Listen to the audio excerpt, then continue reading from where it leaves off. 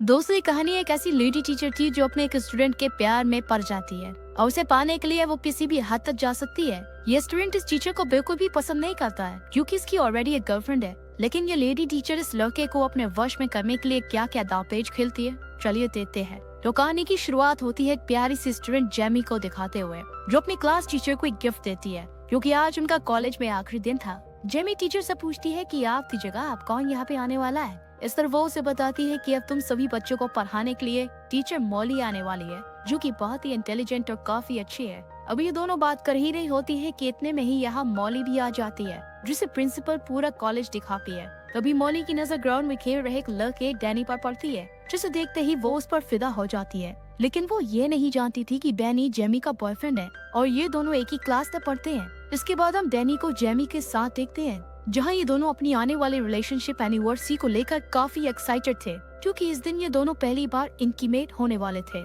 इसके बाद हम जेमी के डैड को देखते हैं, जो बस पूरा दिन घर में रहकर पबजी खेलते रहते हैं, जो कि जेमी की मॉम डबल शिफ्ट करके घर का पूरा खर्चा उठाती है, जिस वजह से जेमी के पेरेंट्स के बीच हमेशा से ही झगड़ा रहता है। जेमी को भी ये सब बिल्कुल अच्छा नहीं लगता, लेकिन वो अपने डैड से कुछ भी कह नहीं सकती थी। अगले दिन क्लास में मॉली अपने बारे में सभी स्टूडेंट्स को बताते हुए लगातार डैनी को ही देखती रहती है। साथ ही वो उसे क्लास खत्म होने के बाद एक्स्ट्रा क्लास लेने के लिए भी कहती है, क्योंकि इसे डैनी पढ़ाई में काफी कमजोर लग रहा था। इस पर डैनी भी मॉली की बात मान जाता है और उससे एक्स्ट्रा क्लास लेने के लिए राजी हो जाता है। इसी दौरान मॉली उसे अपने पास बैठाती है और उससे कहती है कि अगर तुम्हें अच्छे कॉलेज में एडमिशन लेना है तो तुम्हें कल से ही क्लास लेना शुरू कर देना चाहिए। दरअसल ये सब मॉली की एक चाल थी और ये सब डैनी के करीब आने के लिए कर रही थी, लेकिन डैनी उसे कल की क्लास के लिए मना कर देता है, क्योंकि कल उसकी और जेमी की रिलेशनशिप एनिवर्सरी की। ये सब सुनकर मॉली को बिल्कुल भी अच्छा नहीं लगता। फिर जब डैनी यहाँ से जाने लगता है, तभी मॉली उससे उसका फोन नंबर ले लेती है। अब घर आने के बाद भी मॉली का पूरा ध्यान डैनी पर ही होता है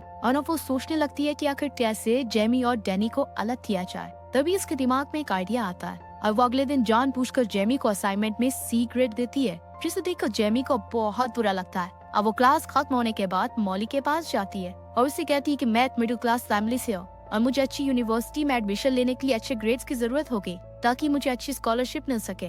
इस तरह मॉली उसे कहती है कि अगर तुम्हें अच्छे ग्रेड्स चाहिए तो कल दोबारा इस असाइनमेंट को रेडी करके लेके आना, जिससे मैं तुम्हें अच्छे ग्रेड दे सकूं। ये सुनकर जेमी मॉली को अपनी यूनिवर्सिटी के बारे में बताती है, जो कि आज भी थी। तभी मॉली उससे पूछती है कि तुम्हारे लिए इन दोनों में से क्या जरूरी है, एनिवर्सरी मनाना या अच्छे ग्रेड हासिल करना। इस पर जेमी कोई जवाब नहीं देती और यहाँ से चली जाती है। इसके बाद वो डैनी से मिलती है और उसे सारी बात बताती है। साथ ही आज रात के लिए उससे माफी भी मांगती है, क्योंकि उसे अच्छे ग्रेड लाने के लिए आज इस असाइनमेंट को पूरा करना था। लेकिन डैनी आज की रात उसके नजदीक आना चाहता था, इसलिए वो गुस्से में यहाँ से चला जाता है। थोड़ी देर बाद मॉली डैनी के पास आती है और उसे अपने साथ डिनर करने के लिए कहती है, जिसके लिए वो मान जाता है और दोनों एक रेस्टोरेंट में पहुंच जाते हैं, जहाँ मॉली डैनी से उसकी लव लाइफ के बारे में पूछती है। तब वो थोड़ा हिचकिचाते हुए उसे बताता है कि अभी तक जेमी और उसके बीच कुछ भी नहीं हुआ है, क्योंकि जेमी अभी इन सब चीजों के लिए रेडी नहीं है। ये सुनकर मॉली समझ जाती है कि डेमी को आखिर क्या चाहिए, इसलिए वो उसके करीब आने की कोशिश करती है, लेकिन डैनी उस पर ज्यादा ध्यान नहीं देता है और अपने घर चला जाता है। अगले दिन जेमी डैनी से मिलती है तो वो उससे कल रात के बारे में पूछती है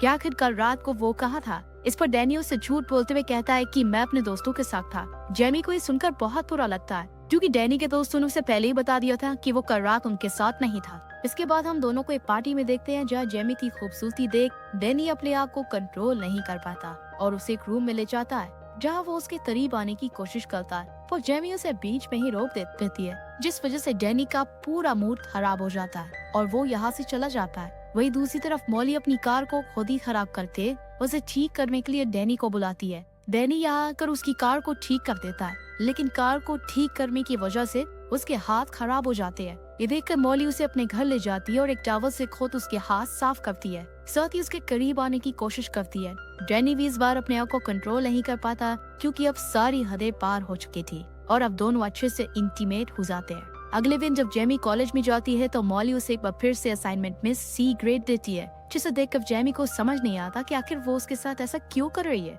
जबकि उसने तो इस बार बहुत ही अच्छा असाइनमेंट रेडी किया था। इसी दौरान जेमी की नजर एक खाली क्लासरूम में पड़ती है, जहाँ मॉली और डैनी अकेले बैठे हुए थे।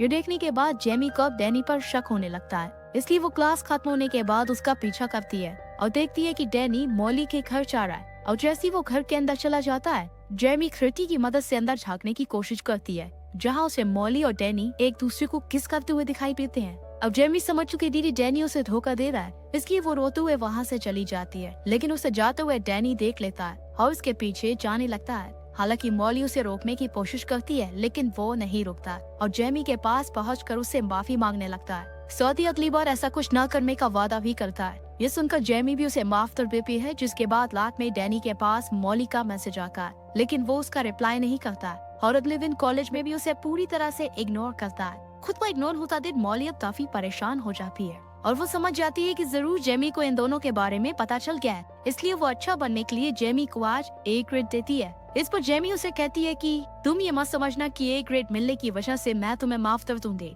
इतना कहकर वो अपना असाइनमेंट डस्टबिन में फेंक कर यहाँ से चली जाती है। इसी दौरान डैमी जेमी के पास आता है और उससे कहता है कि मॉली उसे काफी परेशान कर रही है, इसलिए वो आज रात उससे मिलने के लिए जाएगा और उसके साथ अपने रिश्ते को खत्म कर देगा। इसके बाद वो मॉली को मैसेज करते एक लोकेशन पर बुलाता है। मॉली को लगता है कि शायद वो अभी उससे प्यार करता है, इसलिए वो जल्दी से तैयार होकर उस लोकेशन पर पहुंच जाती है और काफी खुश भी होती है। लेकिन उसकी ये खुशी उस वक्त उदासी न बदल जाती है जब डैनी उससे कहता है कि वो सिर्फ जेमी से प्यार करता है और अब वो उसके साथ कोई रिश्ता नहीं रखना चाहता। ये सुनकर मॉली बहुत ज्यादा अपसेट हो जाती है और डैनी को मनाने की कोशिश करती है, लेकिन वो उसकी एक भी बात नहीं सुनता और यहाँ से जाने लगता है। ये देखकर मॉली को भी बहुत ज्यादा गुस्सा आता है और उसी गुस्से में वो अपनी कार को स्टार्ट कर डैनी को कुचलकर मार देती है।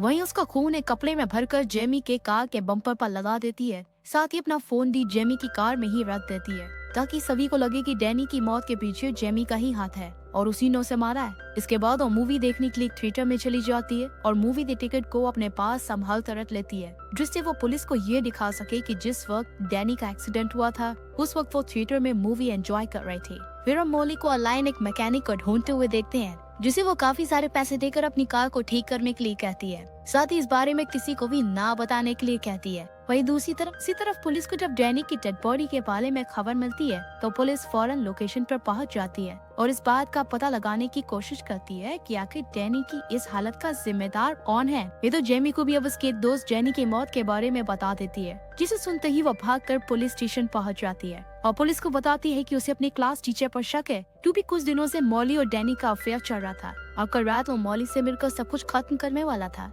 इसके बाद पुलिस देर न करते हुए मॉली के घर पूछताछ के लिए पहुंच जाती है, जहां वो उन्हें झूठ बोलते हुए कहती है कि हमारे बीच ऐसा तो भी कुछ हुआ ही नहीं था। डैनी को मैं सिर्फ एक अच्छा स्टूडेंट समझती थी। साथ ही वो पुलिस को मूवी की टिकट भी दिखाती है और अपने चोरी हुए फोन के बारे में भी बताती है, जो कि असल में उसने खुद ही जेमी की कार में रखा था। मॉली की बात सुनने के बाद और टिकट देखने के बाद पुलिस को भी लगने लगता है कि शायद वो सब सच बोल रही है। इसके बाद पुलिस शक के आधार पर जेनी के घर तलाशी लेने के लिए जाती है और जब उसकी कार को चेक करती है तब उन्हें कार के बम्पर पर डैनी का खून लगा हुआ मिलता है। साथ ही उन्हें जेमी की कार से मॉली का फोन भी मिल जाता है, जिसमें डैनी से मिलने का मैसेज भी आया हुआ था। इन सभी सबूतों को देखते हुए पुलिस जेमी को अरेस्ट कर लेती है, लेकिन जेमी के पेरेंट्स उसे बेल पर रिलीज करवा लेते हैं। जेमी अपनी मॉम को बताती है कि उसे लगता है कि जेनी का खून किसी और ने नहीं बल्कि मॉली ने ही किया है। अब जेमी की मॉम मॉली के खिलाफ सबूत इकट्ठा करने की कोशिश करने लगती है, ताकि वो जेमी के ऊपर से जेनी के खून का इल्जाम हटा सके।